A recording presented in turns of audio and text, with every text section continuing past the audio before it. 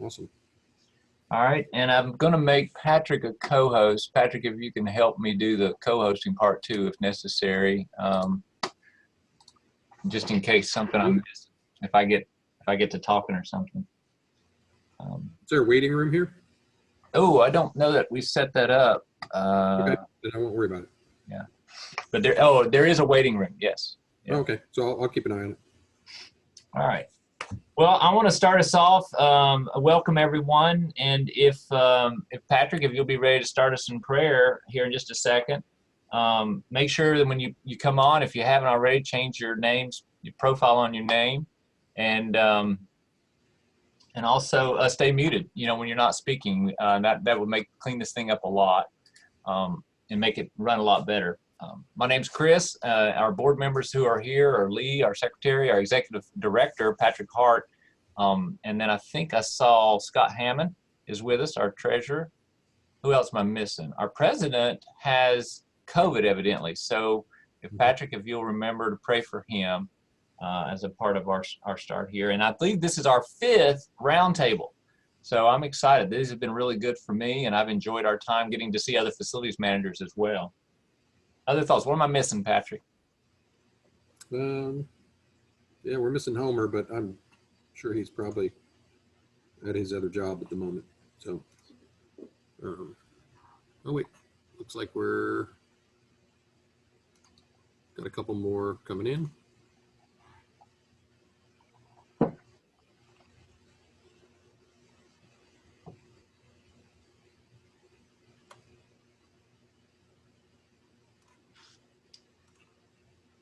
Ken Minus is here. All righty. Well, I'm going to go ahead and open with prayer. Lord, we just thank you for this opportunity, distant though it might be. We're spread across the country, that we can gather in your name to talk about the ministries that you have placed before us in these challenging times.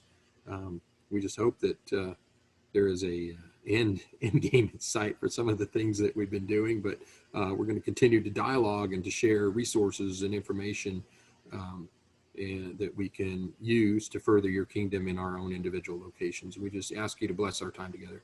In Jesus' name, amen. Amen, amen. Well, Sherry wanted me to start us off with recognizing some business members. Our business members do help support our organization, and really the cost of doing things like these roundtables. And so their membership helps us pull these things off. And they also are a resource to us for the core things that we do as facilities managers. So 2 key business members that threw in some questions today was Zero Res and Leak Defense Systems. So we're going to start off with their questions, if I can find them in our PowerPoint slide, and introduce those guys just real quick. And there are a couple other that I'm not sure have jumped on.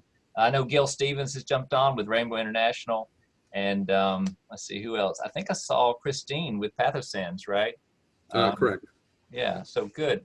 So I have a couple of questions from 2 of those, and we'll just take just a few minutes, not too much time, but just to make sure that we've addressed their recommendations or concerns. And if you see this PowerPoint slide, I'm going to skim down to, let's see, this one here, I think, this one here. So Seth asked, does anyone need carpet, upholstery, tile, stone, VCT, vinyl, laminate, or wood flooring cleaned or sanitized? Or does anyone need a cleaning and disinfecting program? So I know that's a core part of this whole COVID thing is cleaning right now. So Seth, spend just a second there, if you would, letting us know the reason for your concerns and question, and tell us just a little bit about what exists for us. Absolutely. So I'm in the Dallas-Fort Worth Metroplex with Zero Res. Now, that being said, we have probably 70 franchises nationwide from the West Coast to the East Coast. And so if you guys need contact information on those franchisees, you can email me or contact me and I'll get you to the right people. I know almost everybody in the company. But as I've been going out and cleaning churches and helping people get back up and running in the Dallas-Fort Worth area, the biggest thing is that they have all these touch surfaces that they're afraid of not staying clean and sanitized. And so we have a product that's an antimicrobial protectant, and I have all the white papers on it. I can send it to whoever wants it. that will kill the coronavirus and really almost any virus at a 99.99% rate. And it'll do that for 30 days. And 90 days left on the surface, it will do it at a 96% rate. And so it just provides this continuous kill against germs and almost any virus or bacteria. And it uses technology that was invented for medical devices. Like when you insert a pacemaker, they would coat it with this product and prevent bacteria from forming around the pacemaker. And they've just been able to improve on it where it works fantastic on any surface, metals, any type of textile, stone, whatever you're needing. But I'm finding that most of the facilities are liking me to put it on countertops, desks, pews, doorknobs, all through the restrooms, touch points, and it's super affordable, and it's the best product in the industry. And so we have a process where we can just come apply it for you, or we can clean and disinfect all those surfaces and then apply it, just kind of whatever you're needing. And then, of course, with the zero res technology, we're going to clean and sanitize any surface that we touch because our powered water technology is listed as a cleaner and sanitizer to the EPA, and it leaves virtually zero chemical residues, so you don't create a biofilm. And biofilm is when you have chemicals, bacteria die in those chemicals, and it leaves a film where the bacteria begin to feast off of that, and they get immune to those chemicals, and we don't have that issue with our products. And so any of those needs that are coming in your facilities, I would love to help you, and I love getting churches back up and running. So however we can meet your needs, I'd be happy to do so.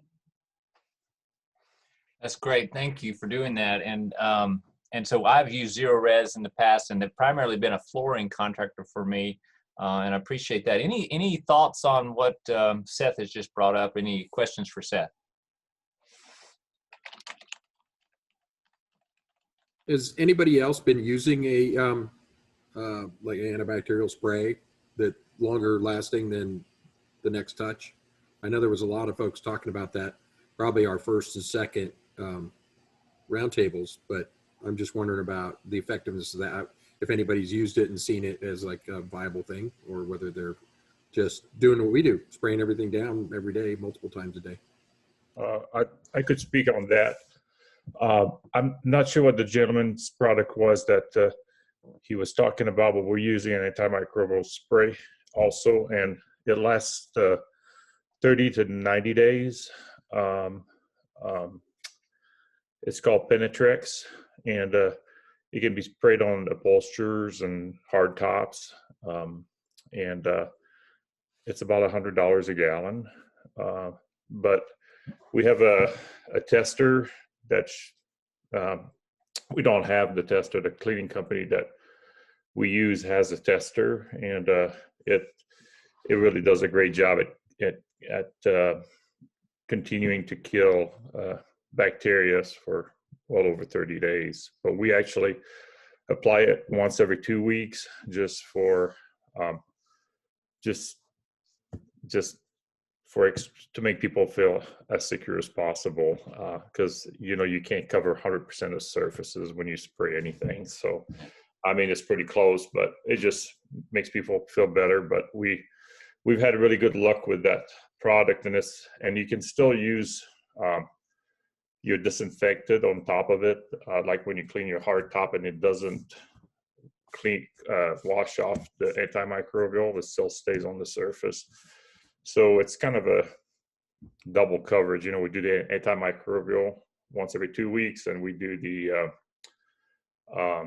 disinfectant after every services. So in the main touching area, but it's been really good for us. We have 4 campuses throughout Denver. So very good. Yeah, and so I like what Seth said about the buildup of a biofilm. I know that we used to spray a lot of typical Lysol spray, and with just the aerosol in the air making you choke, it would definitely build up a film over time, and that then creates a surface that things stick to. And so good feedback. My question would be on the Zero Res product, or any of them really, is how does it react? So we've got some really expensive wood pews that are stained and all that, and when this started, I reached out and I found that the BioWest product, which is not a bleach-based or peroxide-based product, that works. But how does those products work? Do they affect the wood? Are they going to screw up my wood? That's a big question here. No, sir, it will not affect your wood in any shape or form. It's not a chemical kill, and it's a physical kill with a carbon chain, and a quaternary amine is what the actual chain is. And it uses an oxygen bond to seal to the floor or to the surface of whatever I put on it. And so it's not going to cause discoloration or damage. Sometimes there might be a light film on some areas that will just mop away quickly. It doesn't leave a residue. But when you're using that electrostatic sprayer, it's going to coat everything. And so some areas when you're spraying, you're not paying attention. You might have accidentally went over it too many times.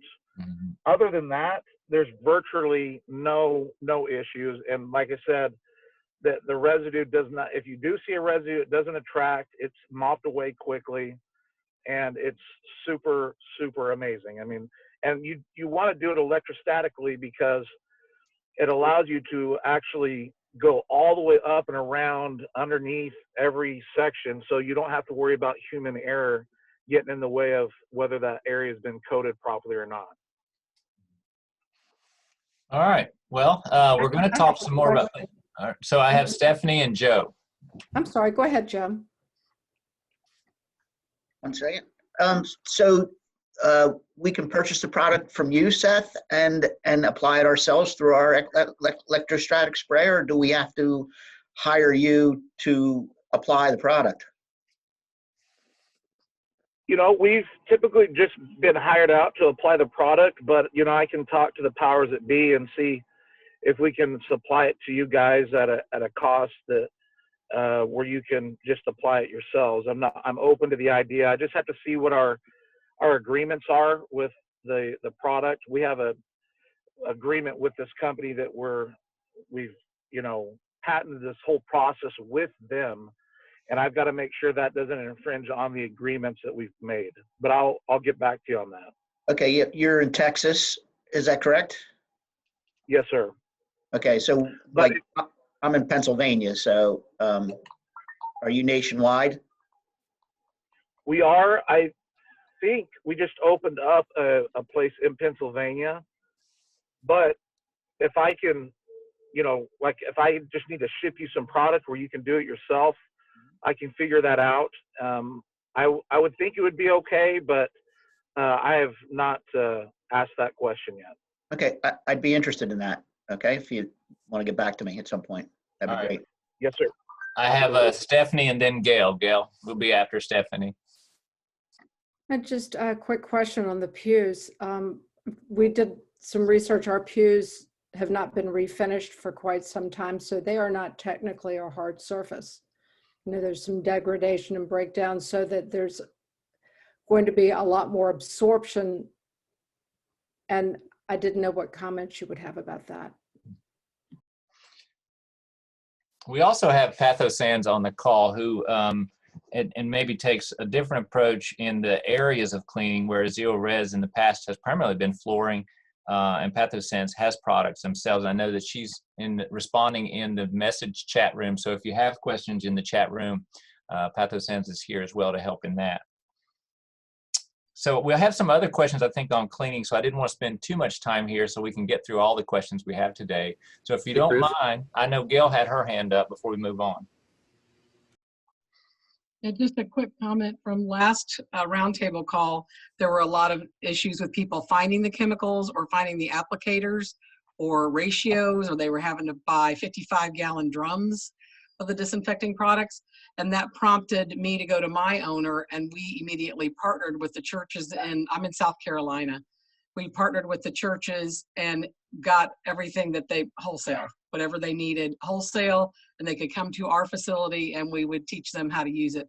because we know right now it is very hard for churches to spend any money when they have congregations that can't even come in. Amen. So your donations are down, everything's down, and we just want to be there.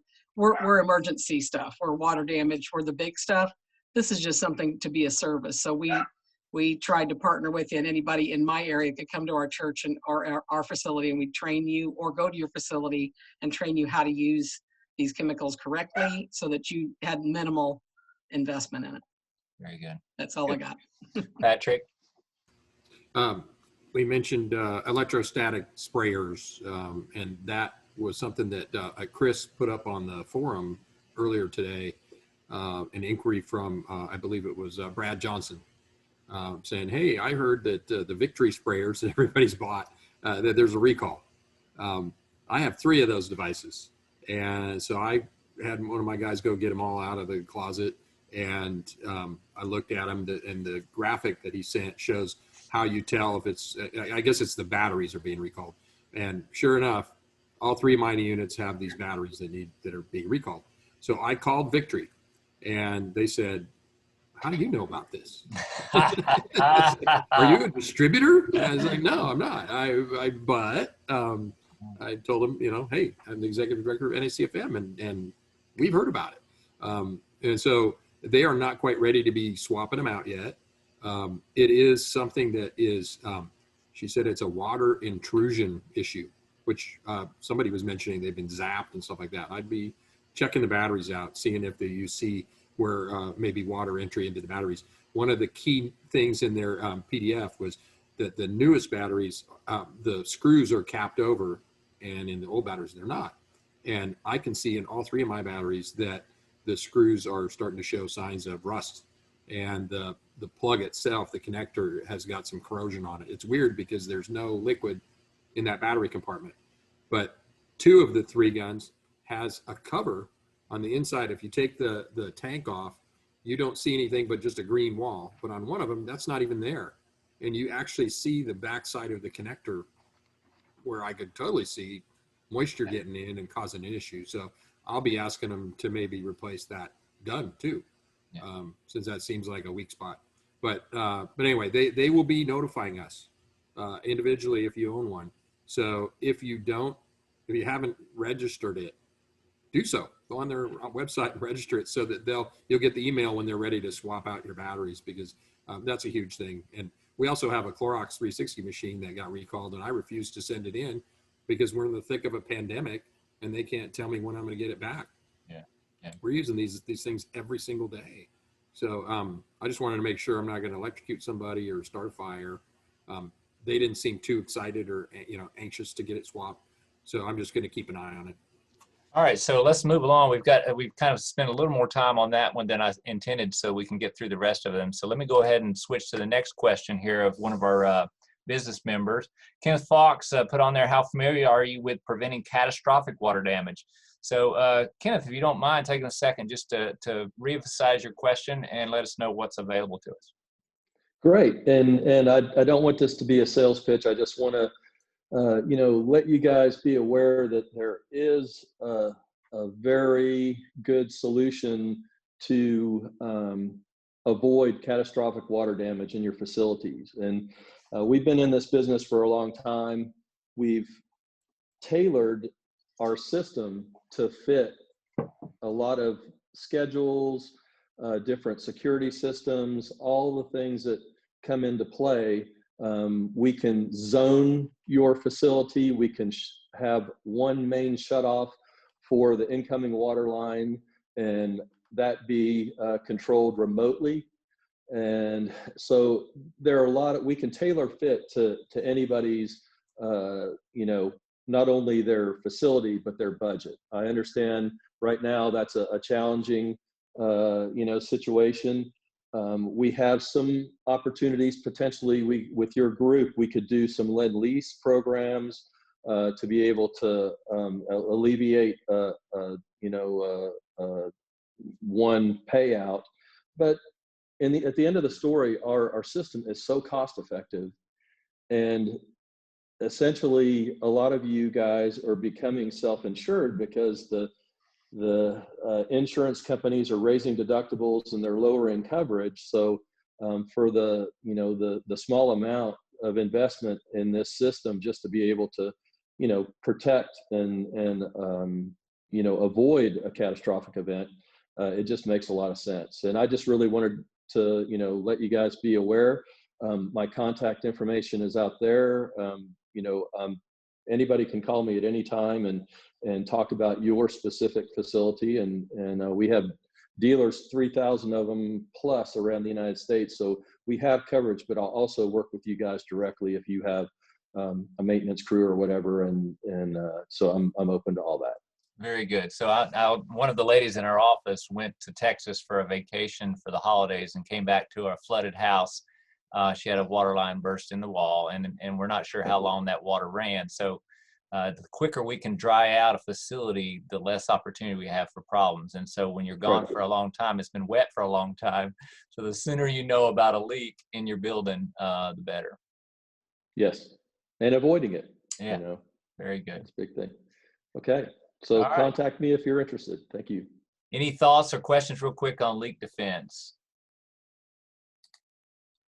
Anybody wants to hear real world experience from one of our brethren, check out James Burns down in the Dallas-Fort Worth area. Yes. With Ken.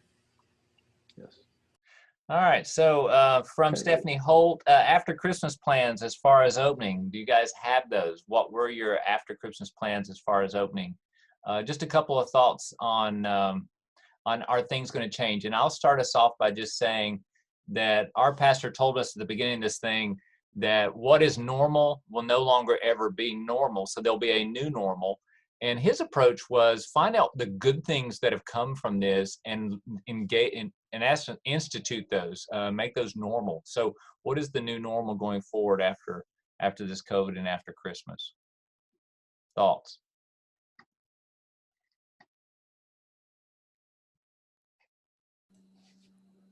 I think that the live streaming of everything is going to be mandatory now for everything. And we started last summer, we upgraded all of ours to much more professional systems, and we live stream a lot of stuff now. Very good. Good so that's point. going to be part of it. So I've already spent some time with upgrading lighting in our worship center. And I think if people have never done video before, the more light, the better. So think about, as a facilities manager, how do you support the mission of the church? And sometimes it means changing some of your focus and where you maybe budget some of your funds. So that's an example. If you're going to live stream, do you have the bandwidth on your internet? Is that a part of the facility's purview? Do you have the lighting in the worship center that can live stream out? We put a new platform in for cameras to just improve that. We actually took over a person's office and made it into the live stream room. So that was another facilities thing we did. Other new norms. Stephanie has her hand up. Okay, good, Stephanie. I think you pretty much said what I was going to say, and that is our budget for our video live stream has just been completely blown up. I mean, we are spending 10 times what we budgeted. But as was said, this is a vital way to reach people, but and we started with a studio, and now it's 3 times the size because of staging and other things that they need. And so I think that is going to be a thing of the future. Very good. The budget part. I agree. And so I'll just tell you that we had a dad texting the pastor during the service saying that his son was asking about Jesus and wanted to know more during the live stream in their living room. So praise the Lord. All right, Scott, did you have your hand up?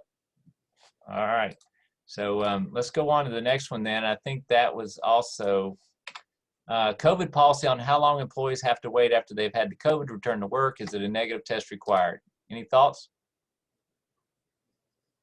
All right, Patrick. Okay, so we've had a couple issues. We have 800 students on campus, and we've had no cross transmission from staff or between students since September when school started.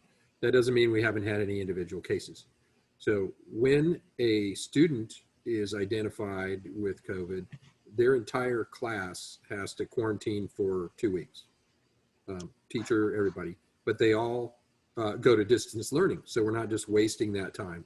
That one child may fall behind a little bit because they're sick, but most often they're keeping up with their class. We've done the same thing for staff members, the 2 weeks on the being out, but now the county health department is saying 10 days after your first symptoms. So I have one member that's out right now. He believes he was infected on Christmas Eve.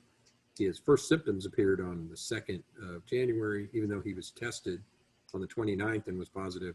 And the only symptom he has is loss of taste and smell. Well, he can't come back till tomorrow, and he probably won't have his sense of taste and smell back. So we're going to torture him, bring in some delicious food.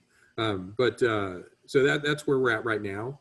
On the other hand, our state, Washington, recommends strongly that if you travel out of state, when you come back in, you need to self-quarantine for 2 weeks. But if you travel on business, then they don't care, because I guess COVID doesn't attack business people. So when we travel to Chicago next week for our board meeting, I will be on business, and I will return to work the following Monday.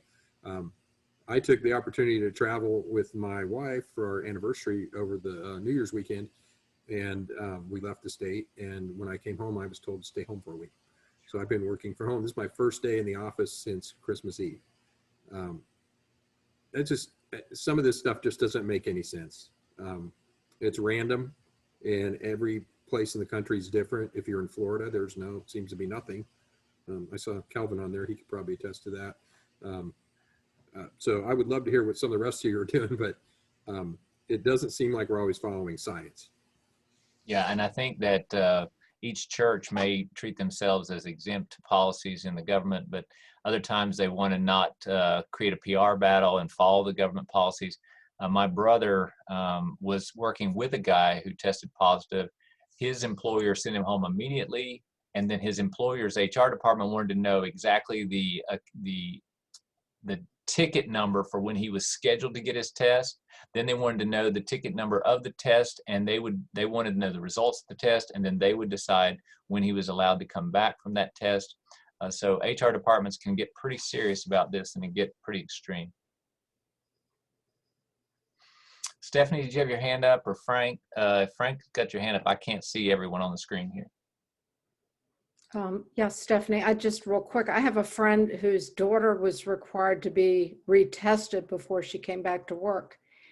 And it took her 8 weeks before she got a negative test.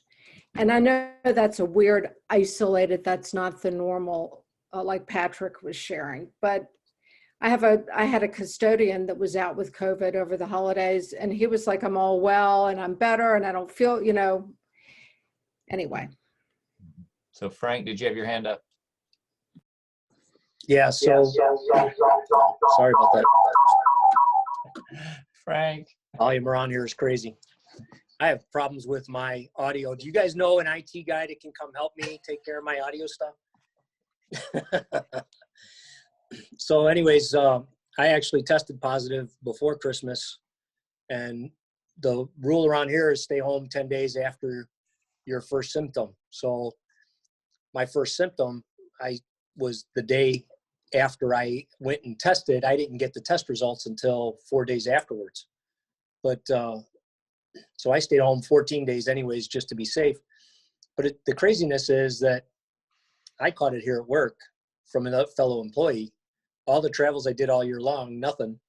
And they're more concerned with your travels. So you can get it anywhere. So just got to be safe.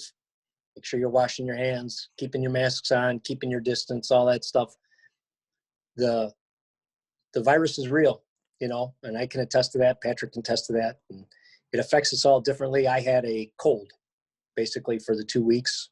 I didn't lose anything else. I had a fever one night and that was it. So, but you can still give it. Apparently you can still pass it on even after you've had it. So you just got to be careful. All right. Let me add that And I like policies, I like procedures. Sometimes you make the policy the bad guy, but policies can then bite you in legal battles. I think having a policy and then following the policy makes it fair to employees. So if the church doesn't have something in place, this COVID this year is an example of where if there's not a policy, maybe evaluate at least a watered down policy that's fair and consistent for everyone, so that then there's not a sense of unfairness. But if that's not happening, maybe recommend that in your workplaces. Any more before we jump to the next one? All right, next one I have here, are there any software programs someone recommends which tracks reserve budgets? And I think this got on our forum here recently, to replace capital assets. The asset tracking programs I'm familiar with do not track lifespan and budget reserves for replacing those assets. So let's talk a little bit about that. Maintenance reserve accounts, tracking assets, and tracking the assets in such a way that you know when they're going to potentially need replacement or need a major overhaul. Who's doing that currently in such a way you feel like you've got a good handle on asset management from a depreciation and life replacement or life cycle perspective?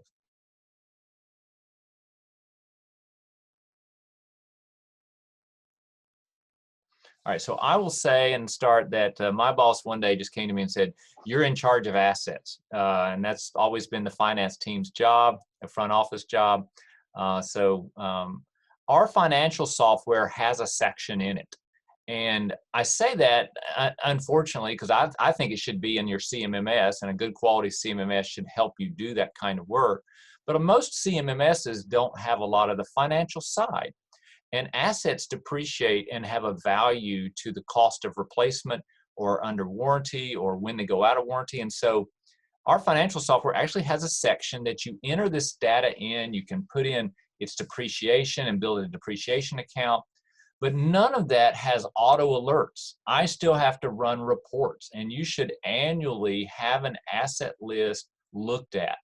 If you've not done it already, our website has some resources for a very simple maintenance reserve plan where you take an Excel spreadsheet, you list all your assets, you develop a rough turnaround time for those or how long their lifespan may be. You put an initial value of what it costs you to have that asset, and then you just pump a year in there for each of those. And it will begin to recommend how much money you should put away in a maintenance reserve account to have available when each of those assets fails. And then what that asset is likely going to cost you with just depreciation numbers. So you pick a depreciation or an inflation rate, and you throw, an inflation rate, you put that in there, and it kind of gives you a rough number that should be sitting in a bank account somewhere after years of putting money in maintenance reserve. And or you could bring it to your boss or the finance committee and say, here's what maintenance reserve says we should have available to replace assets, and that this asset has a 20-year life and it's coming due in the next 3 years. So here's my capital recommendations based on the maintenance reserve spreadsheet. That's a simple spreadsheet that does it, but even the spreadsheet or the ACS technology software, financial side, Peachtree, Quicken, all these type financials that allow you to enter assets, allow you to enter lifetime depreciation, they don't do the work for you. They're not going to remind you, hey, this is coming due. You still, boots on the ground, have to make those tough decisions on which assets I'm going to try to push to run to fail, give it another couple years. How much do I have in maintenance reserve and prioritize, or does the church need to do a capital campaign, find a big donor? So I think that's a reason many of us are struggling with answering this question that's being asked. Does that spark anyone else's thoughts? Well, I think, Chris, that the one thing that's really important in this conversation is having a facilities assessment. If you haven't done it, I'm blessed to be in a facility that is, by building standards, new. 3 of the structures on our campus all have been built in the time that I've been here in the last 13 years. Our oldest structure is just now 21 years old, and now I'm having to deal with these things. Now I'm dealing with a lot of HVAC units that are starting to hit the end of lifespan, and what we've done to extend them, and what can we how much can we do to replace motors and igniters and other kind of thing. But I think starting with a facilities assessment is a great place because it gives you the baseline. And then you can talk with your finance department, because I think a lot of us are in the same boat. We don't have, I ask for capital money every year. I don't have a capital reserve. I present what I need, and then they say, okay, let's find that money. And it's not nearly as comforting as, hey, look, we've got a reserve, and now you can spend that as you need to achieve the things that you're finding out, because your CMMS or your financial plan is alerting you to, hey, it's time to address this. And I don't want to speak on behalf of our vendors, but how many of you here use eSpace? I believe that they have some capability in eSpace for this asset tracking, because I know that their organization does do facility assessments. So I'm thinking there must be a way that they can plug that in. I am not an eSpace user. I was years ago before it had any capabilities like that. So maybe Lee or somebody could weigh in on that. We have several vendors, as Patrick mentions, who want to come in and do a facilities assessment, but their skill set is on a type of equipment like HVAC. And so it's not taking that holistic approach to your sewage lift pumps or your roof, but then roofing companies want to come in and do an assessment of your roof. And so to try to get to where Patrick is talking about, you may need multiple assessments done if you don't have that holistic facilities assessment done by the software that Tim Cool offers, for instance. I know that Dude Solutions wanted to offer something like that, but then it lacked a little bit of the financial side, because they definitely want to help you get assets listed and put some information in your spreadsheets or your CMMS about each of those, but then it's still a manual reporting task to kind of determine, what's going to cost me this year, or when am I going to pull the trigger on that large replacement. All right, well, that question came from, if I can find it here, Philip McCracken. So I hope we try to help answer your question, Philip. If no other thoughts on that or hands. I do. Okay, good, John. I've been looking into this, and I've just recently talked with our CFO, and she really wants some, because we have multiple campuses, and she really wants something that will work with their QuickBook program as well, that they can speak to each other. And I've looked at quite a few of them, and a lot of them, you're right, don't offer a lot of the things that we need to project for replacement costs and such. But I think that Fix, FIIX, is one that seems to have a lot of that capability. But I'm not that familiar with it. I'm just starting to really digging into it. Isn't anybody using Fix by any chance? I know I've spoken with Watermarks Church in Dallas, Texas, and they're using that. And the head of facilities, they told me that it's an amazing system. He kind of showed me a little bit about it, and he goes, it really works well. I've got to call into him to find out more details. So once I get that information, I'll share it with you guys. Very good. Very good. Thank you. And feel free to post that on our forums, John. Yeah. And all of us who have turned on notifications from the forums will get an email saying there's a new forum post. Okay. Thanks. All right. Let me go on then, if there's no other thoughts on that one. All right. So we talked about that one. And the next one, I don't have any questions at this time, but just interested in hearing how or what other churches are doing with the pandemic, especially related to facilities in person. Now, we have talked about this already multiple times. Each of our roundtables have included the COVID discussion. It's been one of the reasons we started the roundtables. Is there something we missed earlier in that discussion of cleaning that maybe we can cover now regarding how you're managing it as a church, other than the new norm we talked about a few minutes ago?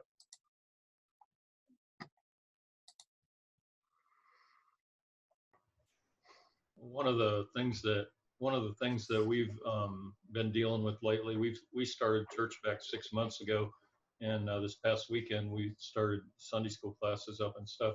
But we're running 2 services, inside and outside. And one of the things we found out with the sprayers is when we try to go in between services and spray everything down, it leaves the stink for one thing, but it also on any hard surface leaves a slick finish that nobody wants to sit on or touch. You need to leave at least 15 minutes in between your uses between the rooms. And most people stand around and talk so long that you end up not having but maybe 5 minutes at the most. So we get a lot of complaints over wet surfaces when we go in, and we've got our sprayers turned way down. But we're finding out that people would rather we didn't spray rather than having to deal with the smell and the slick surfaces. So I don't know how other people are dealing with that when you only have 15 or 20 minutes between uses. Joe? Well, I'd like to know what product you're using, but I mean, we're in the same dilemma. We went from a 9 and 11, which gave us about 50 minutes between service, and we just went back to 9 and 10:45. So, and that was just this past Sunday.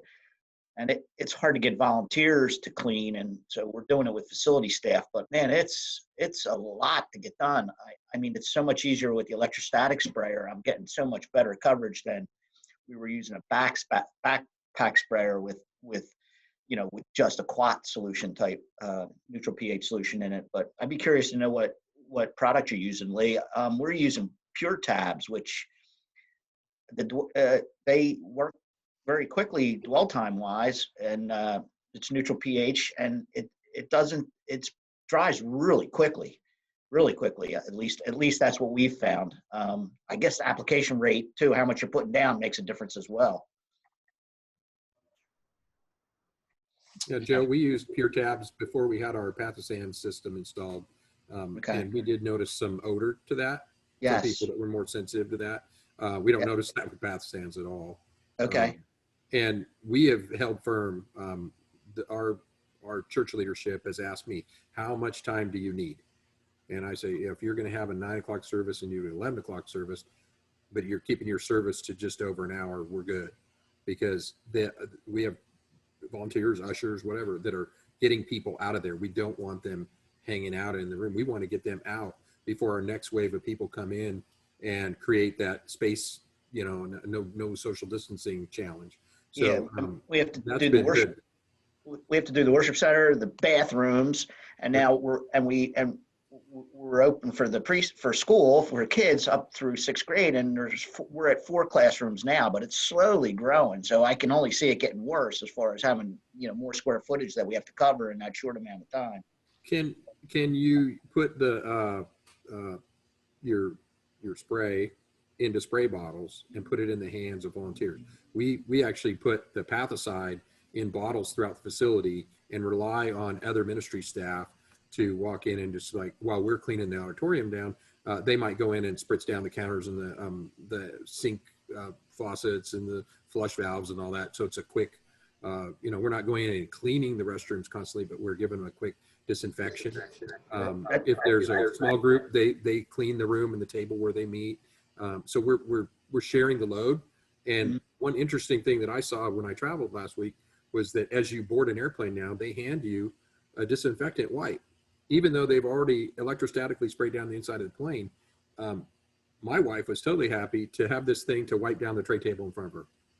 She's hoping they keep that forever, because that just seems like a horrible place. So you're going to put food on it.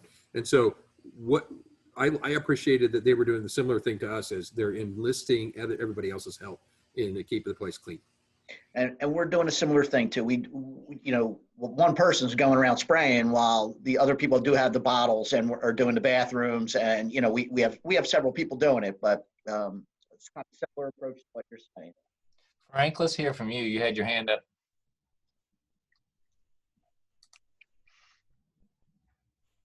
Can you hear me? Yes, go ahead. Okay, yeah, because we've actually asked the congregation to leave the room right away. And that's actually worked out real well. So once we do that, we actually close the doors to the sanctuary so nobody will come in. The ushers stay in front of the doors, don't let anybody in. And that gives us the 15 minutes that we need to go through the whole sanctuary. We have a 900-seat auditorium, and with only 25% capacity, we're really only taking care of 50% of the seats because you never know where everybody's sitting. But we know we have specific rows that nobody's sitting in. We don't have to touch those. So that's made it real easy. The other thing that we've done is we've gone and done the bathrooms while the service is going on because there's less people in the bathrooms than in between services. So I'm not so concerned about doing it in between services because nobody's hanging around while the service is happening. So the bathrooms are empty and it's easier to go through it more thoroughly. The classrooms, we've asked the teachers, if you're going to do Sunday school, you're going to take care of the classrooms. And so that's on their responsibility. So that's helped us tremendously. But at first we had a 30-minute window in between, and we've gotten down to a 15-minute window in between, and it's pretty tight, but we were able to do it. You know, with just a couple staff members, it's worked out. But that's the key, was to close those doors and have leadership agree to keeping those doors closed while we're cleaning, because if they're not, people are still milling in and out, and that was the problem. I think to try to finish up this question and answer it in based on this thread that Lee mentioned, you're still doing management of people, and the change for us has been more people working on a Sunday or working during business hours when normally we would sort of not be here during church hours as a facilities crew as a whole and try to just come in after. And this has been more of a day porter, an on-call. So we've changed job descriptions. We've given people new roles. And so remember, as FMs, that you're managing people, and that as those policies change, do that well. You know, do that training well, do that thinking through that well, as that's a possible new norm for you guys. All right, John. Yeah, I just want to circle back around about the antimicrobial product, because you guys are spraying between services, and I've done a lot of research in it, and I would, if you haven't looked into it, I would really recommend it, because they actually have meters, like I said, that they can show how much bacteria is on the surface, and after 20 days you look at it, it continues to kill the bacteria. So for us, we're not even worried we're not worried about spraying between services. Like I said, we spray once every 2 weeks. I find it to be an amazing product, and it saves a lot of time. And we have volunteers and staff that between services that will go in the bathroom and disinfect and clean those areas. But overall, the seating, we're not doing anything with that. And that antimicrobial has no smell to it. It's non-toxic. You can spray on kids' toys. I'm a big fan of it, so I highly recommend it. And I believe that the stuff that Seth was talking about earlier, I think it's pretty similar to what I'm talking about. I don't know how long the product lasts, but it sounds pretty similar to what we're using. So just want to share that. Yeah, we have quit switching. We've quit actually spraying the worship center between services as well. There's a 1 hour gap. We just kind of hit the doorknobs and the bathrooms. Yeah. But we will not spray the worship center anymore. We're not doing that. All right. I think part of the thing, Chris, is that we don't know, like we have soft surface seating in our worship center. So the disinfectant is slightly less effective than it would be on, say, a hard surface wood pew. But I consider that kind of safety theater. It's like the TSA. If it makes people more comfortable to come in and return to worship, I think the most effective thing that we've done was we made some upgrades to our HVAC system that sets our outside air minimums to 30%. Wow. And then at night, we run it for about an hour and a half at 100% just air to cleanse the air. Very good. We haven't changed to higher MERV filters or anything. Just that change alone has been, I think, the biggest thing that we could have done. And again, just traveling and seeing what the airlines have done. United Airlines, who I flew, they have a video they show that says that they're had some testing done by the Department of Defense, and the air in their planes is recycled every 3 minutes. I don't know where you could go where you could get air that was that clean. Run through HEPA filters and UV filters. I think the safest place to be is an airplane right now. But if you're not in an airplane, open up your outside air, and you have some challenges with savings of your energy bill is going to go up a little bit, and it's a little bit more challenging to balance out the temperature a little bit depending on how your weather is. But I think that's the biggest thing that you can do, and I think research is starting to show that it's not really the touch stuff that's the wildly important. It's how clean is that air. Right, well, let's move along. I know we've talked a lot about COVID, and please use our forums for that topic as well. Another question here is LED upgrades, and I know that's been a big topic in the past. We talked about it at our conferences. And so the question here is, if you're attempting them in-house, are you considering the fixtures that have built-in batteries for egress lighting? On a loss of power, what have you done in this case? So if you're tracking with the question here, what we're talking about is if you're going to put in new 4-foot tubes, any kind of 4-foot tube, and that fixture was also acting as a loss of power egress lighting, meaning your hallway, or if it's an exit path, you have to have 1-foot candle of light in all exit paths on the event of a loss of power in your building. And are you replacing those tubes in those fixtures that have battery backups or some sort of provision there? Any thoughts on that? All right, Joe, and then how?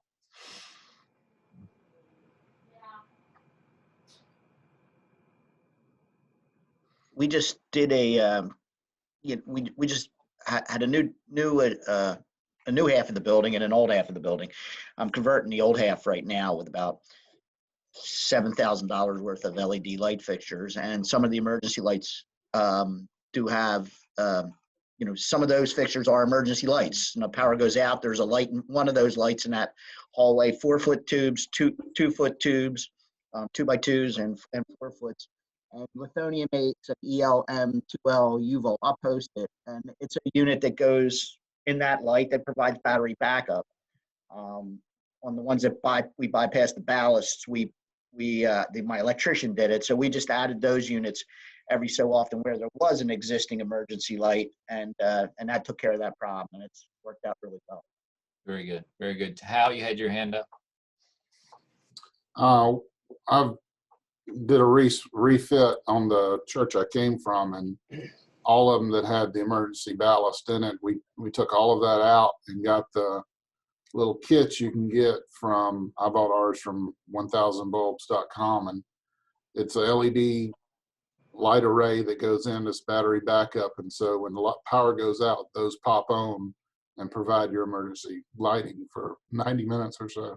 Very good, very good. In our case, if it was a fixture in the hallway, a 2x4 drop-in, lay-in, seal-in fixture that had one of those battery backups in it, many of those started catching on fire for me.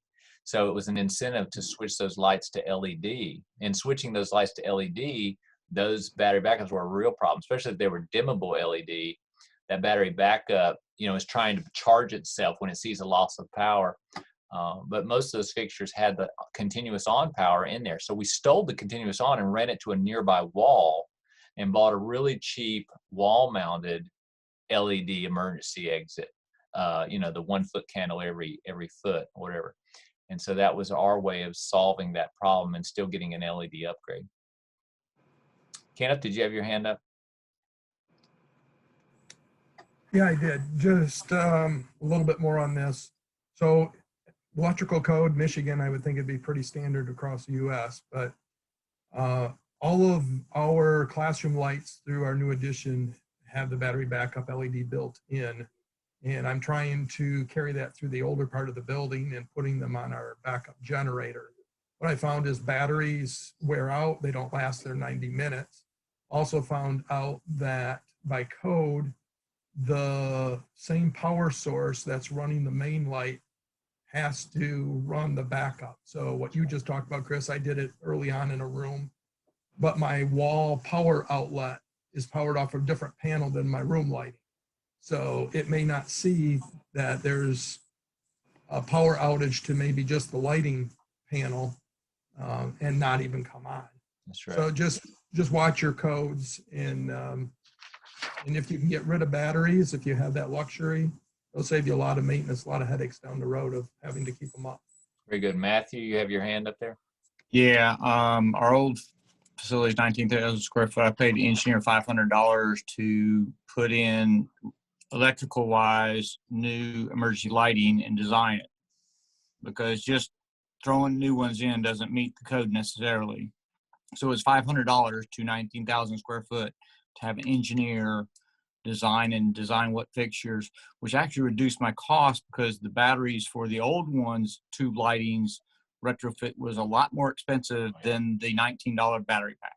That's right. Very good. And meeting code is another thing. Very good. Yeah. So if the room is classified as a classroom, for instance, it has to have a certain foot candles at 30 inches off the floor. And that's an example of a code requirement that the room was designed with, that if you go changing lighting, are you meeting the original code for that classroom or that room type, or even what the color, the Kelvin is. Do you know anything about bees? All right. Was there another question? That was the Thanksgiving dinner security guys. I need to mute Frank down here. All right. So let's move on then.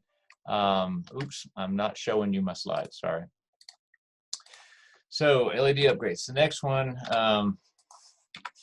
has anyone changed security cameras to a cloud-based system? And what's your feedback on that? So if you have security cameras in the building, there's some new systems coming out where everything goes straight to the cloud. There's no hardware on your campus. Has anyone done this? And what's your feedback? What's your recommendation?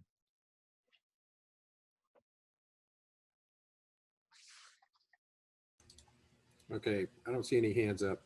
So I was to say, I see Joe's hand up. While I was working from home last week, I took a Zoom call with a sales rep for a company called Verkada. Anybody heard of Verkada? Yes, and they've hit me up already.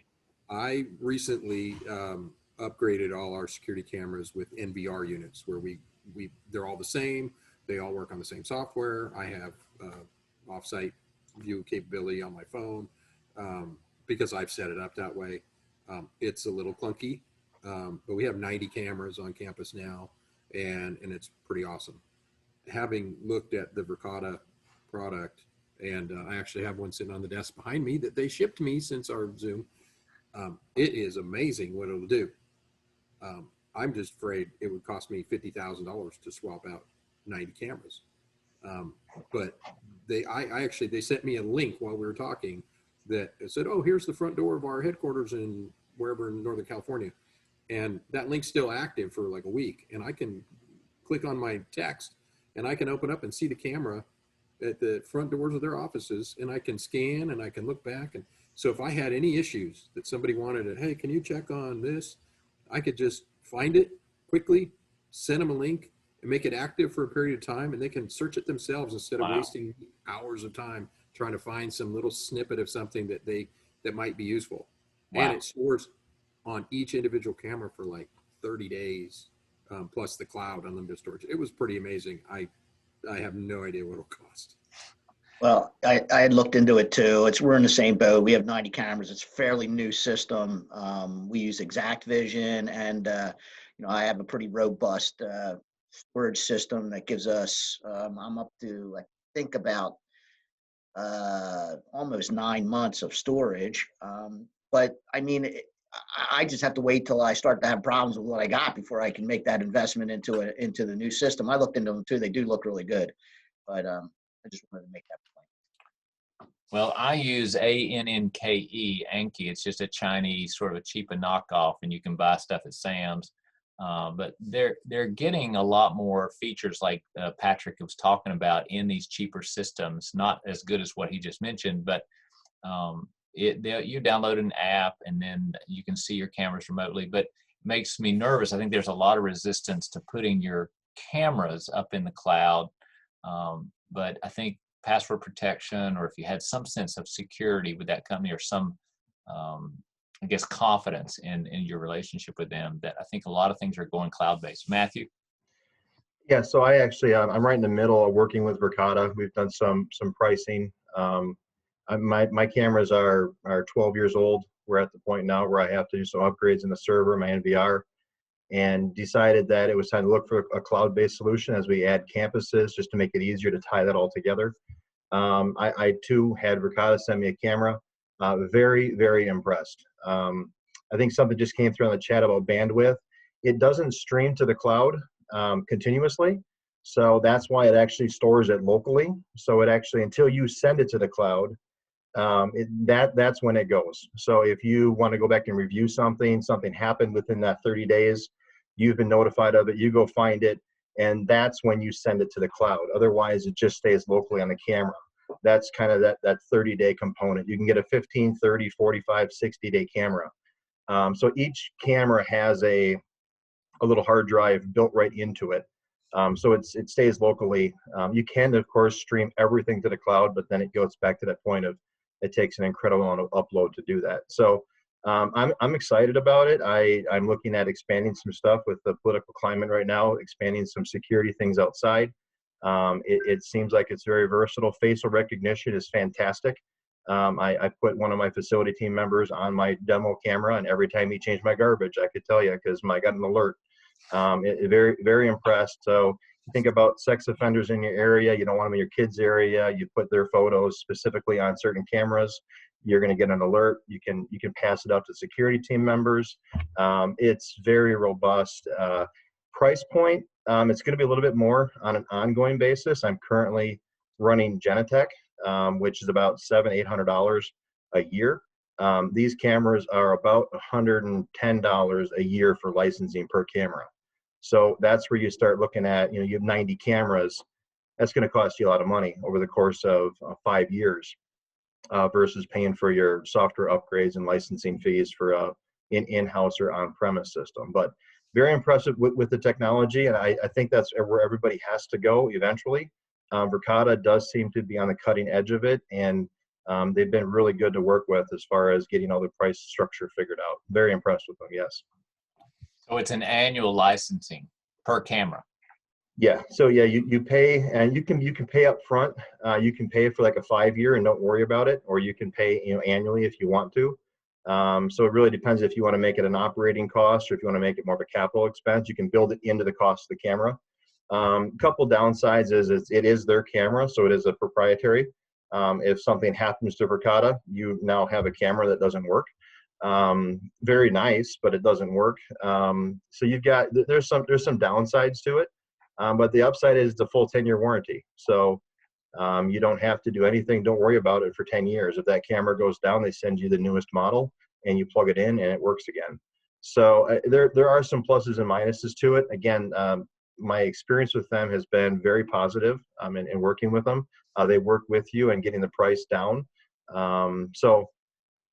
But it is going to be costly, on an operational budget versus what you may be used to. You're just paying a licensing or an SMA or a management agreement. Are all of these Cat 5 cable, or are some of those coax? Nope, everything is run on a Cat 6. Runs power over Ethernet, so you don't need to worry about 120 or anything. So if you have an enterprise grade switch, it just comes off of your Cat 6, runs 24 volts. The card access is a little bit different. That's different than a PoE. So that's one of the things I'm hung up on right now, is how to convert my card access. But the cameras are all PoE. Very good, very good. PoE, power over Ethernet. Cat 6 meaning it's the better quality category network cable with the shielding to allow you to carry that 24 volts. So Matt, can I ask you a question about that? Are they also hosting your access control too? Yeah, they're and that's where we're hung up right now. My current access control is run off of an HID controller, and I've got just running PoE at each one of my doors.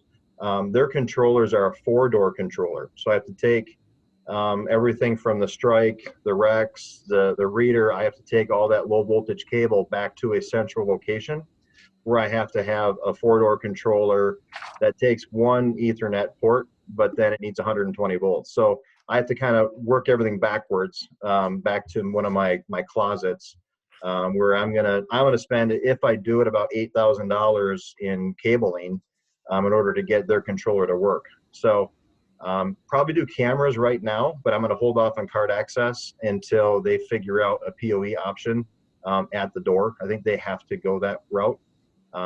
They're relatively new in the card access side, so I'm encouraging them to think more that way, and they've been very open to that discussion. We've had some meetings about it as well. Thank you. Yep. Any other thoughts about cameras, especially the ones going to the cloud or storage? I'm thinking we need them to come do a lunch and learn at the conference. Yeah, they'll have us all on photo IDs, and they'll have all our faces scanned. So wear your mask if you're nervous about being.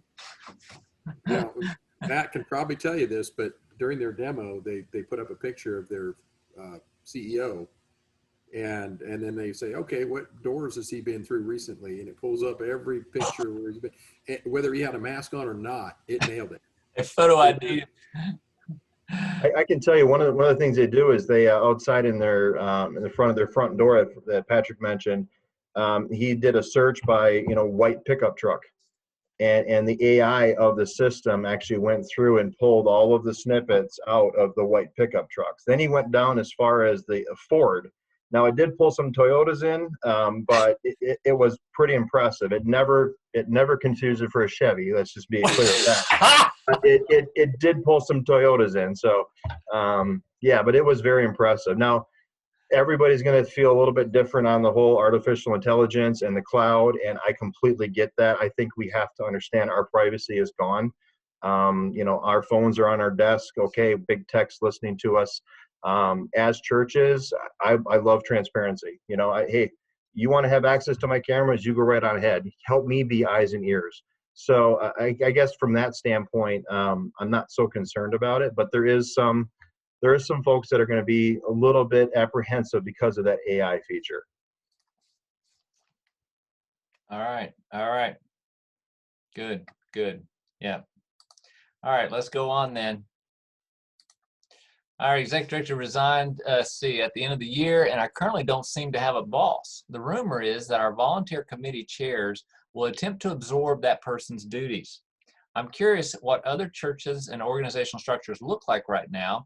Do you report to an ED or a lead pastor or someone else? So questions about chain of command, organizational structure at your campus. Who do you report to? And the loss of an executive director, how does that impact you as an FM?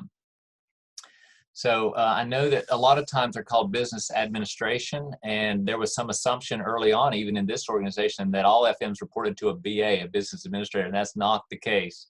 But when we say those terms, executive director or business administrator, sometimes we're staying generic. We just mean the person that you report to, but that's not necessarily the case. I'll start off this question by saying that I think as FMs, you are already in a management role, and you already have a job description that you can rest your hat on, hopefully, meaning I know what I've been asked to do, regardless of who my boss is.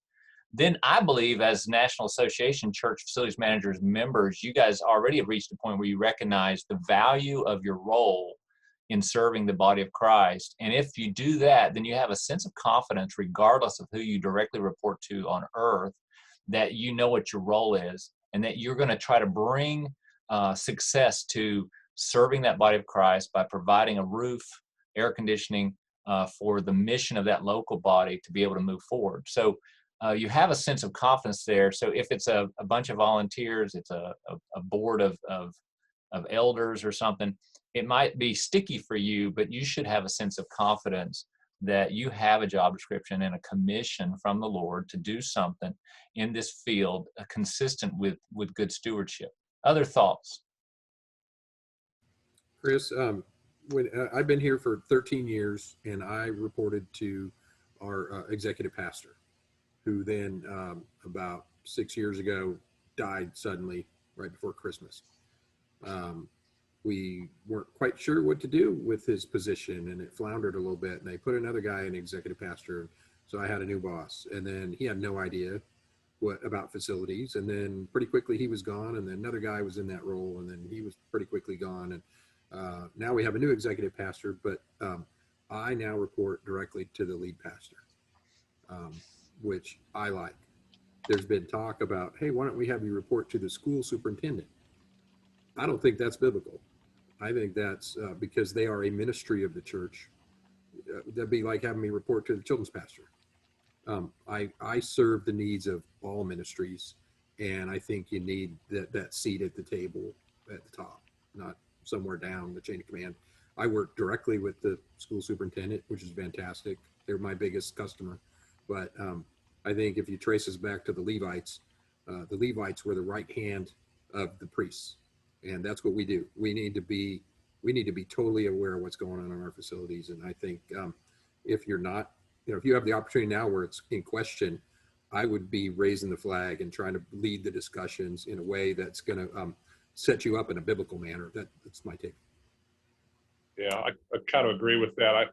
I'm in the Catholic Church, and our pastor is our CEO of our parish, and he runs everything. But we've had a business manager for years, and then he was here for 17 years, and he retired, and he was actually replaced by a director of operations and a director of ministries. And I still report up to the director of operations, but like Patrick said, that those guys they don't know how the buildings work. We still have all the keys to everything, and we still know where all the switches are. So we're very valuable, and they recognize that. So which is good. I think with a humble heart and not with a selfish motive, you may need to change the way you sell your department, sell your services. So who you report to, you may need to come with a sense of budgeting, or a sense of the amount of work that needs to be done, or labor hours or something. But we call ours, it used to be the associate pastor, and then it was the business administrator, and now he's called the administrative pastor. He wanted to get ordained. Stephanie, you have your hand up. I report to the director of finance and administration, and that has been fabulous. We totally redid our organizational chart about 5 years ago, because when the facility guy was needing help, he had his hands tied. So it's been great to have both of those under one roof. Very good. I know I love org charts. I love to see the little tree, and my previous lead pastor did not like org charts. He was not military like me, and he wouldn't even write one. And so I had 9 bosses, and if you were a pastor, you were my boss. And I had a hard time, and I had to change the way that I show them the amount of work each of them are giving me to do. And it started getting into where I wrote a project spreadsheet to say, each of you have asked for things and I've put them on the list, but they're not my routine work. They're on the list. I've not forgotten about you. But those are all considered projects, and I will get to them and let you guys decide at your budgeting meetings what each of you said to me in private, that now the whole pastoral team will see what you asked for in the projects list. And y'all decide which of these projects you want me to spend my efforts on. And so they had some tough discussions on their retreats sometimes, because there'd be a list of who asked for this new front door over in the children's building. And I would say, yeah, that's kind of out of scope. That's why it's on the projects list.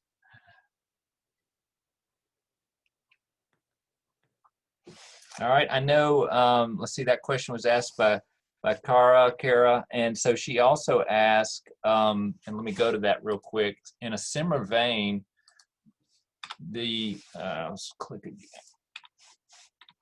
If your church has a board of trustees or similar, what is the relationship with them? For example, do they determine or make decisions that you then carry out, or do they depend on you to guide their decisions? Are they hands-on or not? Any thoughts on that? Hopefully that helps tailor sort of our previous discussion in a little bit different direction. Who you do report to, or who has influence in your work, how do you influence them? Or is it more of a just do as you're told approach?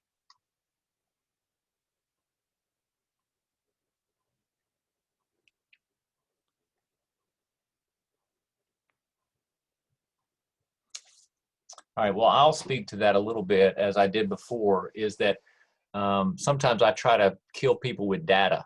And so I try to present like that maintenance reserve account. So if you have a maintenance reserve spreadsheet that shows all the equipment that's coming due for either full replacement by its lifespan, its recommended lifetime, or on that same sheet you show all of these things went out of warranty twice their life ago, so there's no warranty to cover them. Now they're going to come due sometime, and they need that work done, and someone needs got to oversee and lead that work. That alone would shock most people, because you've presented them with information they weren't aware of. They made assumptions that your job is just to keep toilet paper in that dispenser in the bathroom. So I think, I hate to say I'm being mean, but I'm being sort of passive aggressive. I've been challenged a lot by my lead pastor for being too passive aggressive. But I'm trying to be nice with that, because I'm still trying to get my point across. And I say, well, okay, it's passive aggressive. So I just need you to hear that we got a lot of hard work to do, and you're expecting me to just show up to do toilet paper. So that's been one of my approaches, is provide data, provide a report. And pushing to get a good quality CMMS on this campus, one of my goals was to show how many work orders actually go across my desk. And that CMMS, I have a history of all those work orders. Now I can run reports out of that. And it gives me another tool to say, hey, we're busy. We're doing work. We're not just a crew of guys waiting for something to do. And so that's helped me a lot. Yeah, where I'm at, we have a safety and facilities committee. We tend to meet monthly. And at this point, I set the agenda. I use it as a sounding board, as a way to share what's going on. If I know that we need to do something, like I had a roofing assessment done, I bring it to them and let them look at it. And it involves people that have some skills or interest. They're not just disassociated from facilities work in general. One of the members is actually the former facilities manager from here, from two people before me, but he took a job at Boeing, and I think now he's retired. But so it helps to have those people on board, and it provides you some cover. So instead of, hey, Pat made this decision to repaint all these things, these awesome colors, I've got a board that says, well, we agreed to that, or we agreed that he was going to replace all these cameras with this, or and so that has a direct link to our board of elders. So whatever we discuss there, especially if it has to do with capital expenditures, then if it gets okayed there, it moves up the chain to where then it gets discussed at finance committee and the board of elders. So I don't have to go before all those places. I let my volunteers on my committee carry that weight for me. And that's a great load. And I also don't have to be the guy that says no to everything. I'm like Chris, everybody's got an idea of what they want, and they don't know that there's maybe procedures to go through to get their idea. And so at one point a year ago, somebody wanted to fence off our entire 26 acres. Like, what's the purpose? I could say no, it could be costly. I got 100 reasons why, but I let the committee take care of that.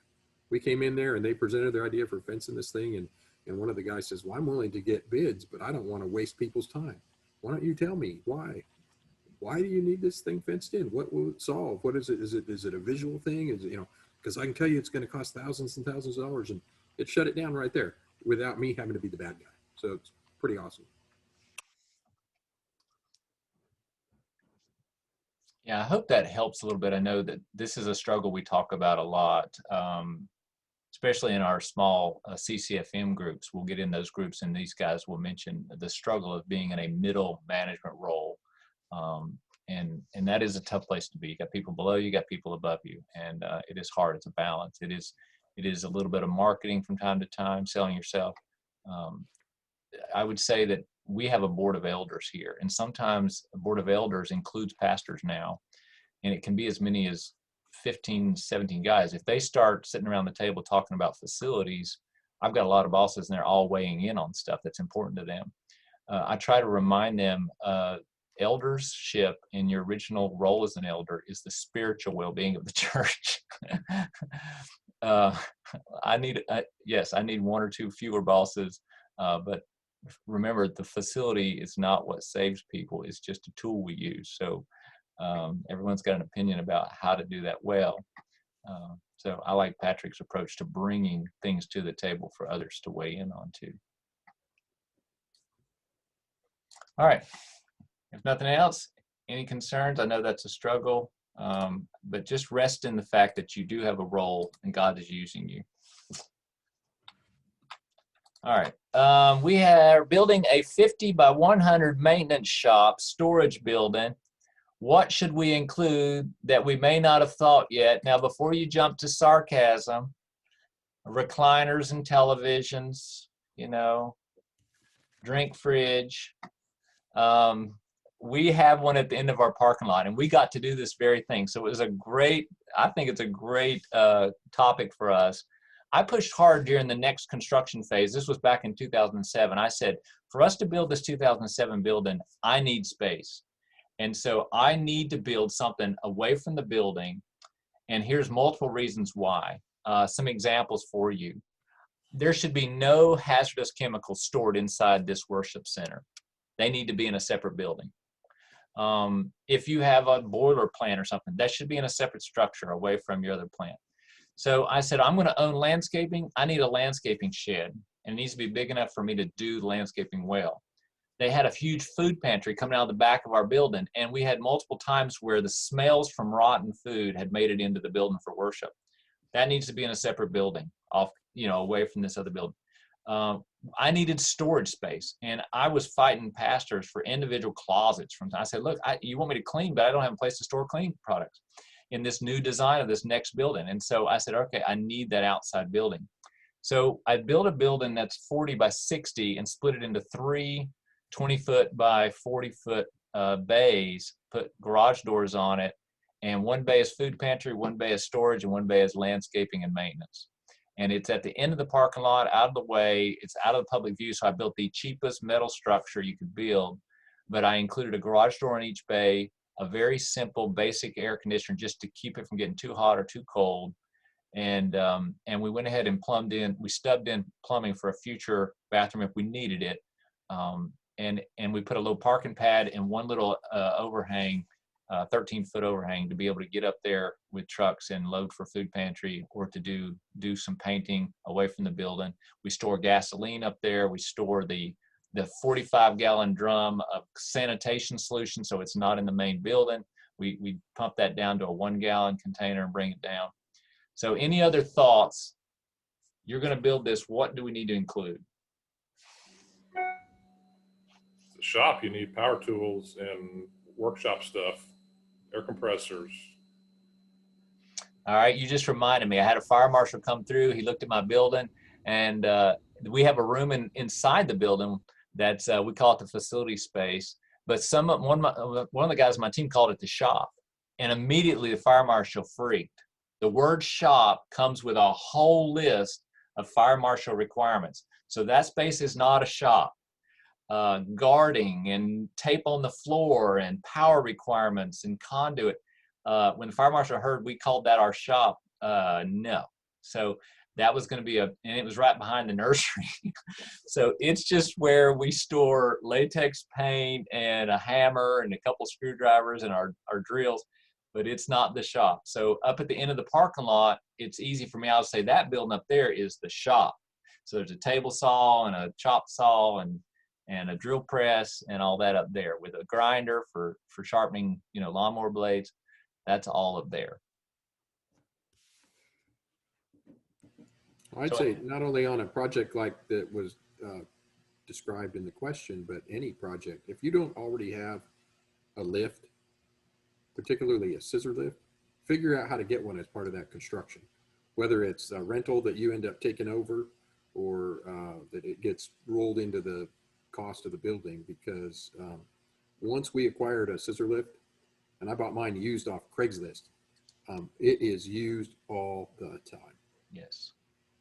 Yes, I agree. And we got a little cherry picker here, needs a storage space. So think about that. Chris, I'm gonna push back a little bit, I guess, on having it across the parking lot, because I've got the same thing here, and I find that it works well for maybe what you're using it for, landscaping, but anything that I need to use in the building is always across the parking lot. And so I wonder if you have an opportunity to kind of look at that, look at your whole campus, and if you've got a spot off the back of your facility that you can kind of accomplish the same thing and attach it to the building, I would highly recommend it. Now, maybe different HVAC for smells and things like that, hazardous chemicals. You guys have to figure out how your local, fire department wants you to handle that. But I think having it attached to the main structure I would much rather prefer that. My guys are getting sick of running out there in the church truck to grab this set or that set that particular ministry needs, when, boy, it'd be nice to push it out of a big garage door down a hallway and then into the room they need it in. So that's just, but if you're using it for like landscaping, things like that, absolutely.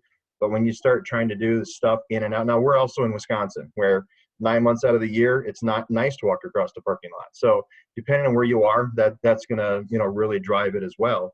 One of the things that I'd highly recommend regardless is making sure you've got drain of some sort. So if you're, and water, so you got water and sewer out there, because we do, we get snow, we park our equipment, it melts, it runs everywhere. We don't have water and sewer out there. Guys are out there fixing stuff. They want to wash their hands.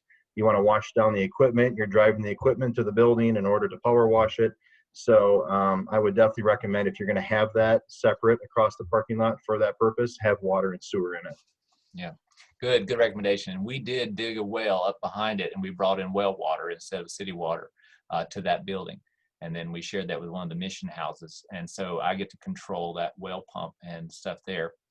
So you just reminded me, we use that facility to wash all the church vehicles separate from the building down here. We use that facility to pressure wash things if we can get up there because we have water. We have a separate dumpster up there.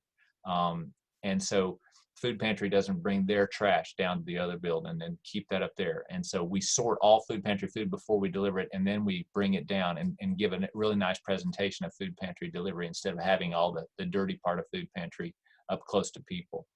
We also spray any VOC. So if we're going to do a project that requires oil-based paint or something, we try to do that up there in the storage room as a place to prepare for the next big stage set behind the pastor or a vacation Bible school set up in advance. We go ahead and know that. So we say, do all your painting up there and limit the damage to the facility down here.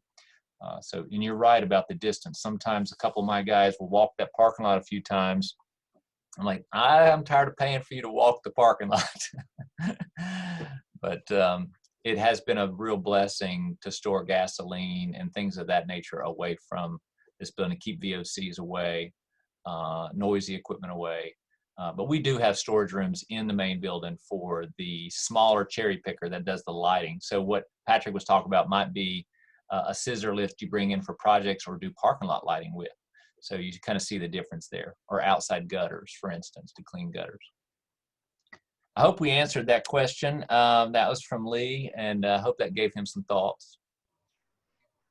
One of the issues I had when I wrote the question was, do I put the maintenance and my facilities director's office down there? It'll be separated by a good distance, and I decided I didn't want to be down there. I wanted to stay in the foyer in the admin hall. What are y'all's thoughts on that?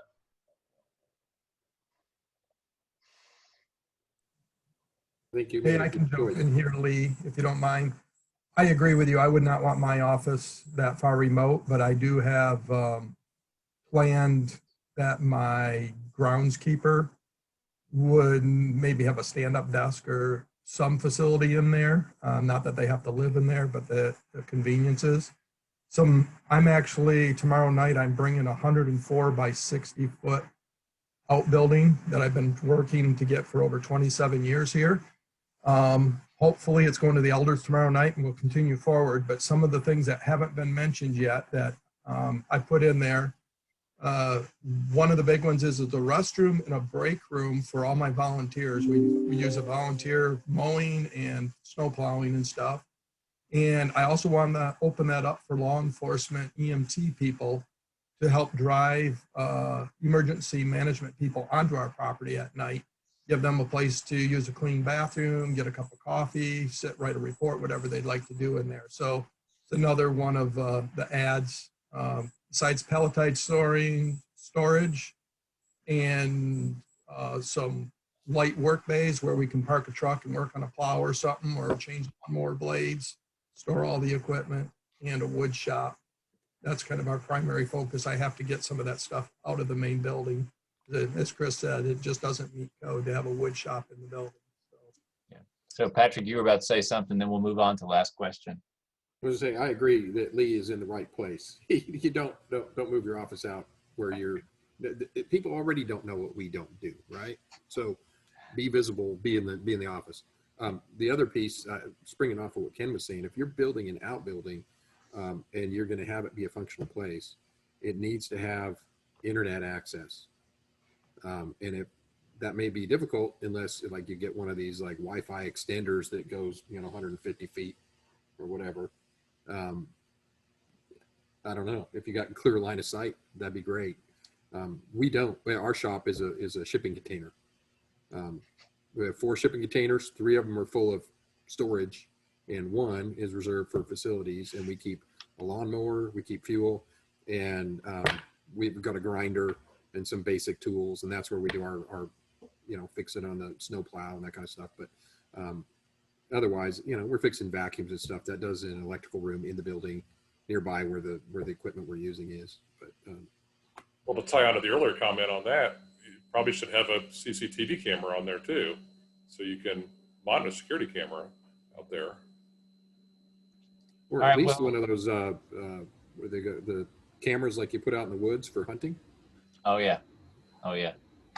Well, to honor everyone's time, I think we had originally scheduled this this time to be an hour and a half. So it's 2:30 now. We got one last question. If we just take a few extra minutes and let's look at what one of our members is asking here. What kind of preparation are churches making in order to reopen their building? And I know we've talked a lot about COVID. So any thoughts real quick about some changes you're making so that you can open if you're not already open?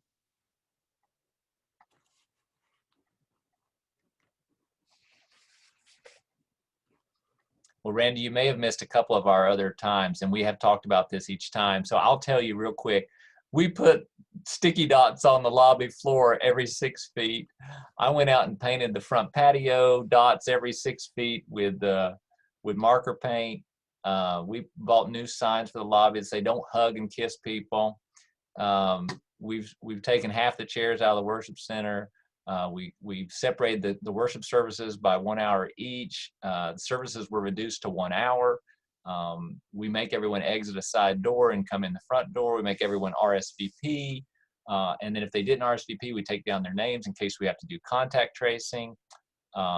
We clean between services, at least the bathrooms and touch points. We've got people holding doors open for people so they don't touch any doors. It really has been a lot of different little things, but not too radical. We use the same building and a lot of the same. You heard Patrick already mention outside air changes. You've heard people talk about spraying between services. So I hope we've touched most of your questions. If there was something else you were thinking of, Randy, why don't you chime in and let us know and we can speak to that specifically. Hey, Chris, thank you very much. I appreciate that. You really have answered it.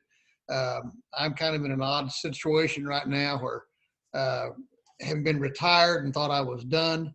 I've now discovered myself in the next few weeks going back to work. And so here I am, like, oh goodness, I got to come back up to speed. Yes. And that's just one of the questions that we're trying to deal with. So thank you. Thank you, Chris. Yes, and Joe's got his hand up, and then we'll end with the executive director. I just wanted to say that it's Smart Church Solutions has a really good checklist for opening up your facilities. COVID-19 and church facilities, are you prepared to open? And it has a lot of those points that you mentioned laid out really well. It's about 18, 20 pages. Some of them are pertinent, some of them may not be. Every church is a little different, but it's a really good resource, Smart Church Solutions. You bet. And if Randy, if you've got the time to sit down, we have posted some of these sessions on our website, linked to those, and you can find those there for past sessions, and you can sit through these. And actually, many of us have done a lot of these things. And what Joe mentioned, there's a couple of those out there that we can look at, and go to our forums as well and search through those real quick, just to remind yourself, because we as good FMs know we don't know it all, and we have to go find those answers. So a reminder before our executive director signs us off here, our forums, our website, please, let's support each other, use them, encourage each other. It's the value of our organization. And membership this year it starts in January, it renews in December if you want it. If you've not done it, please renew your membership, and we can continue to support each other. Patrick? Righty. Well, I just want to thank everybody for showing up today. Oh, hang on, there goes a phone call.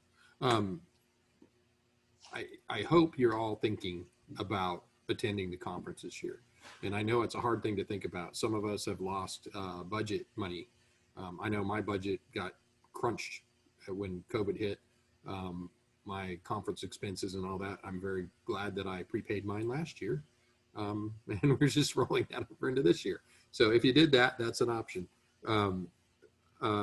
But having just recently traveled, I do believe that air travel is, they've taken some incredible steps to make that safe. The boarding and off-boarding process is amazing. I hope they keep it. just the same as Chris was talking about earlier about what are we doing now, that things that we're doing different that we want to keep. Ken was saying, hey, the streaming of services, if you weren't doing that before, and how important that is now, and that we're upgrading. Well, airlines are doing the same thing because the travel industry is just gutted. When they board from the back of the plane to the front, I wonder why they never did that before. Only a couple rows at a time. There's not hundreds of people in an aisle. They offboard the opposite way, and everybody's not all jammed up against one another, all sweaty travelers. And it was so nice. My wife suffered a bit of anxiety, and she thought this is the greatest trip. And so there are things that are really good that are coming out of this. So I hope that you're not fearful of coming out to the conference. By June, there should be plenty of people that have received the vaccine, if they so choose. Those of us that have been so fortunate as to have had COVID, I believe there's some level of immunity, but they didn't give me an immunity idol, so I don't really know what the extent of that is. But I'm not afraid of it because I know that God knows my days. I don't know how I'm going to go. It could be COVID. It could be anything. And so I'm living in the hope that I have in Jesus Christ. So I think it's time to move on. I think it's time that we get back to business. And so in that frame, we are actually gathering as a board next week in Chicago, where if we actually stayed in Chicago, we would all be required to have a negative COVID test and or quarantine for 10 days upon our arrival. But because we're staying in the suburbs, it doesn't matter. So again, science. So we're taking efforts to make sure that we're doing keeping safe protocol for our board. We're all staying in individual hotel rooms. We're traveling in multiple vehicles so that we're all in the same 15-passenger van. We're going to meet at the church instead of in a small hotel room so that we have room to breathe and have clean air. At the same time, we felt it was really important that we meet face to face. This organization, Zoom has been wonderful. It's been great from our CP perspective. It's been great from these roundtables. But one of the cornerstones of our organization is our ability to build relationships and meet face to face, and to foster that so that we're just much more comfortable picking up the phone, dropping an email or a text to somebody to say, hey, I got an issue, or I got a question. Can you help me solve this? And I appreciated the engagement that happened over Christmas with our 12 days of giving. It was kind of fun to kind of see where that went. But it doesn't replace face-to-face. It just doesn't. So I encourage you all to as soon as you see that link come live to register, please do so. It's going to be great. And I suspect that we may have lighter numbers this year, but don't be afraid of this. If you've got the ability to be there, we really are looking forward to seeing you there. You know what? I see Lee sitting there. Lee, would you mind closing us out with a prayer?